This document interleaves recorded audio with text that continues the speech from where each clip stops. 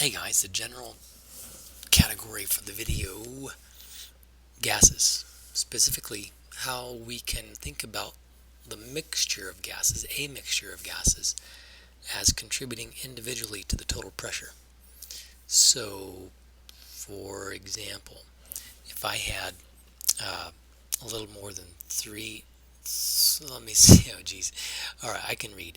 If I had 3 3/4 atmospheres of pressure of O2 and 4.58 atmospheres of N2, and 8.61 atmospheres of helium, and these are all pressures measured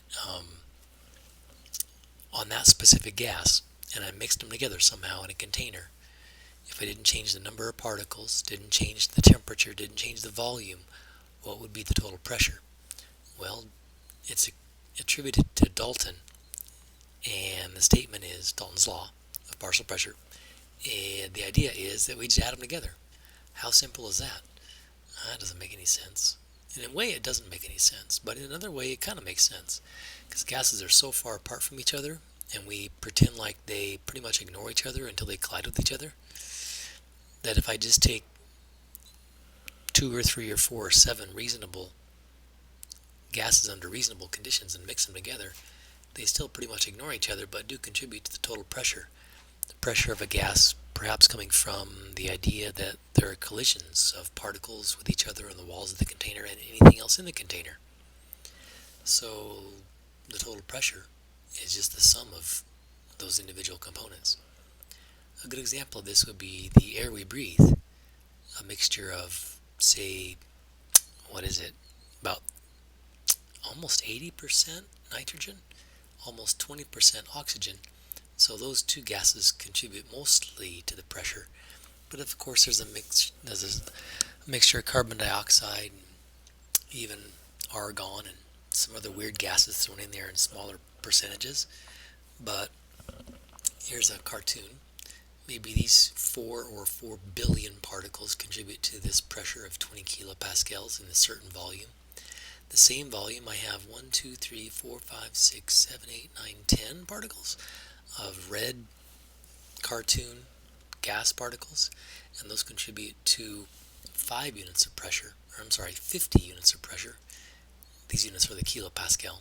If I somehow put these particles into this particle and somehow add them together, maintaining the same volume and the same temperature, of course we have larger number of particles, but we add these 4 to these 10, then I see that the pressure is additive. 50 plus 20 is 70, and like I said, in a way, we imagine these particles as acting independently of each other, but the total pressure comes from the fact that now there are 14, did I get that right? I think I got that right, 14 relative particle units, numbers, as opposed to 10 versus 4. Interesting. Other ways to write it, the pressure due to gas 1 is the number of particles of gas 1, Kelvin temperature, gas constant, volume in liters, and pressure 2 and pressure 3, and similarly, and if I just add them together. Or you can also say just add up the number of moles and take it times RT over V. Interesting, the total number of moles. What's the total pressure in a container? 5 grams of H2 and 10 grams of AT are slowly introduced. The volume is 2 liters, temperature 25.3. The gas constant is given. Let's see, what would we do? Do we need to do anything to the gram number? Oh yeah, N is in moles. So let me change grams of H2 to moles and grams of HE to moles, as I did here first. So a little less than 2.5 moles of H2, 2.5 moles of HE. So if I just add the total number of moles, that's a little bit less than 5 moles, this one plus this one, and the Kelvin temperature and the volume in liters. Try not to lose any sig figs. And that came out to 61 atmospheres.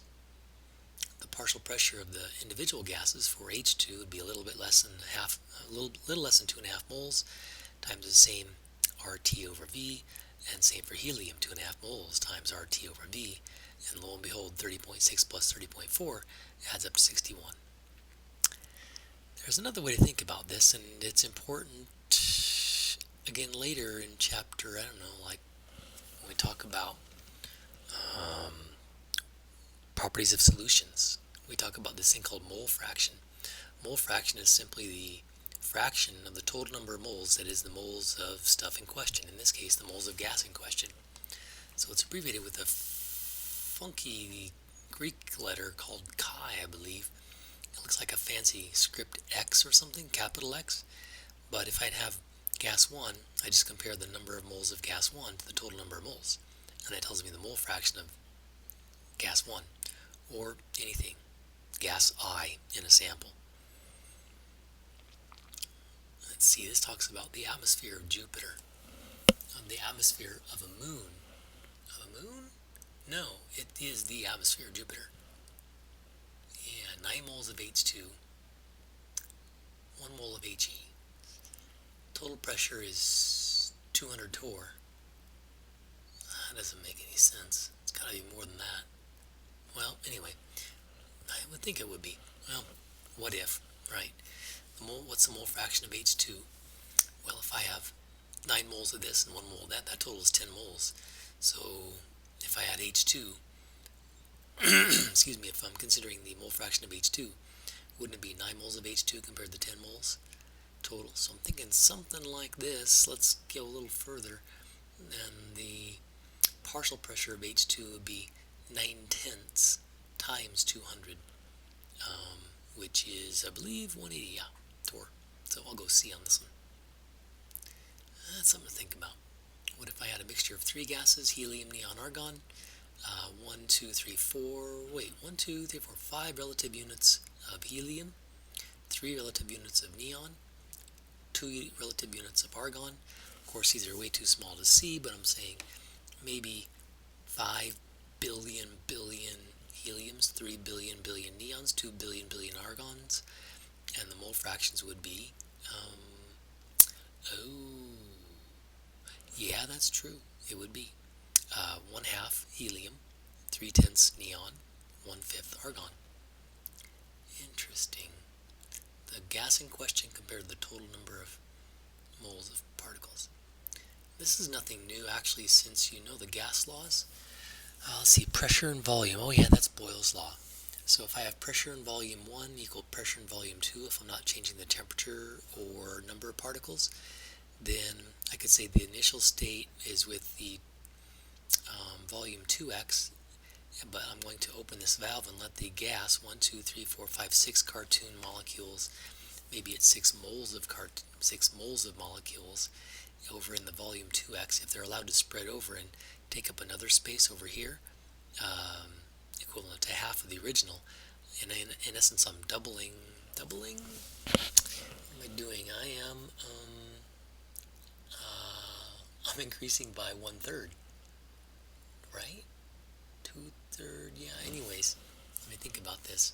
So if my volume was 2x, but I'm expanding into the new volume, so it comes up to a total of 3x, then my final pressure will be 2/3 of the original pressure. This one's even easier. If I double the volume from x to 2x, so if I open this valve and let these 6 cartoon molecules spread over into the other space, wouldn't the pressure simply be divided by 2? Anyways, we can use Dalton's Law and Boyles Law to answer funky questions like this. I have 6 cartoon units of helium molecules and 4 cartoon units of neon molecules. When I open this valve, how does the new pressure compare to the old pressure? Well, if we follow through with the idea that these gas particles are ignoring each other, then on the average, 2 of these, or if this was 4 billion, then 2 billion on the average would spread out to this side, and 2 billion would stay over here, ignoring its buddies. Eventually, with enough time, these would mix perfectly well. We're assuming an infinite amount of time, and assuming this is infinitely small, so there's no volume here. Infinitely small. That's a joke. But anyways, then these 6 helium cartoon units would spread evenly, partition themselves evenly between 3 particles here, 3 cartoon units here, and 3 cartoon units here. So I say the number of helium units is 6, the number of helium units is 4. The pressure over here would be greater than the pressure over here because they have more units. Doesn't matter how big or small they are. It really matters is the number of particles. did a little funky calculation here too that said, how would the new pressure compare to the old pressure? I kind of think that the new pressure would be about a half the pressure of the total sum of this over here. Yeah, follow that if you want. Do I need to go through that? Might as well. Total pressure. Pressure of helium would divide into the pressure of neon originally would divide by 2. And then if I realize that the new total particle numbers is 5 and the volume is x, and I compare it to the old pressure and volume, I think I can deduce that, like I said, the pressure would be cut in half. Kind of makes sense, because if I take this and double the volume, then the pressure cuts in half. I take this and double the volume, the pressure cuts in half here. So what's the total sum of those pressures? It's kind of like the average of those. This one's an interesting one as well. Assuming a total final volume of 3 liters, what is the new partial pressure and the new total pressure, if you like? Let's see. So if I had 2 liters here and it would enlarge to 3 liters, this hydrogen gas would become less pressure, but this nitrogen gas, same story. But what would the total pressure be in the partial pressures as well? Here's what I did. For H2, the volume would grow to 3 liters, the old volume, the old pressure. What's the new pressure? For N2, new volume, old pressure. What's the new pressure? Boyles Law. You studied that, right? Boyles Law.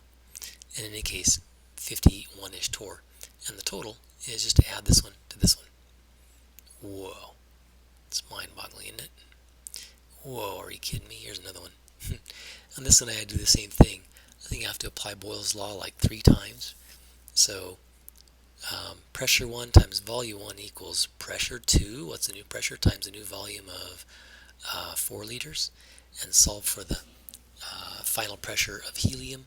Do a similar thing for neon. Do a similar thing for argon. Except you see here they're trying to be tricky and change the units of pressure up on us. So if we want to be able to add the pressures together, I need to change all of them to a common unit. I think I chose atmospheres here. Interesting. Well, Boyles Law once, Boyles Law twice, Boyles Law thrice to argon, neon, and helium independently, then you add the sum total together. That's enough of that, Lord. But practice that. It's going to be tricky. Leads to some tricky, intriguing, interesting questions.